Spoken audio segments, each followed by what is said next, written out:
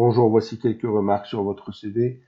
Premièrement, la photo est de pas très bonne qualité et donc je vous engagerai à en refaire une de meilleure qualité, plus centrée sur votre visage et avec une attitude plus souriante pour que ce soit plus engageant. Alors ensuite, il faut mettre vos expériences professionnelles ici en haut et les formations en bas et on n'a pas besoin de ça et de ça. Ceci, c'est pas utile, vous êtes ingénieur et ça suffit.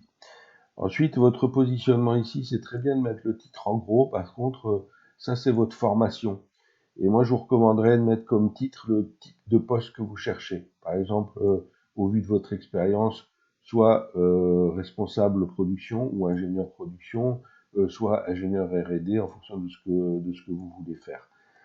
Euh, je pense que ce sera plus parlant pour un recruteur de savoir exactement comment vous vous positionnez. Ensuite, ceci, c'est un peu abstrait, donc je pense qu'il n'y en a pas besoin. On n'a pas non plus besoin de votre adresse ici. Alors par contre, il faut mettre en évidence ici vos expériences. Plutôt que de mettre ceci en gros, en fait, ce qui devrait ressortir, c'est votre rôle, c'est-à-dire ingénieur production. Et si possible, il faudrait que, donc chacune de vos expériences ici, et si possible, il faudrait arriver à avoir quelque chose de cohérent avec votre positionnement en haut, pour que ce soit efficace. Je ne suis pas trop fan des logos ici.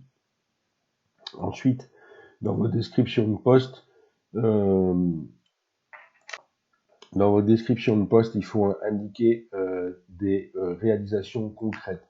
Déterminer les objectifs et organiser la production, ok, mais comment est-ce que vos objectifs ont progressé? Quel a été votre impact sur l'entreprise? Avez-vous amélioré la situation quand vous y étiez? Et c'est ce type d'information avec des chiffres concrets qu'il faut donner dans vos expériences professionnelles. Le principal problème que vous avez avec votre CV, c'est que c'est un petit peu hétéroclite, c'est-à-dire qu'il y a différents domaines d'activité. Donc il faut essayer de choisir votre positionnement, peut-être d'avoir un ou deux CV différents en fonction des postes sur lesquels vous candidaturez, et faire un CV qui est cohérent tout au long pour expliquer un peu votre positionnement et ce que vous allez pouvoir proposer à l'entreprise qui va vous embaucher, sur quel type de poste vous allez postuler. Euh, voilà, donc je recommande aussi d'avoir un CV sur une seule page. À bientôt, bon courage.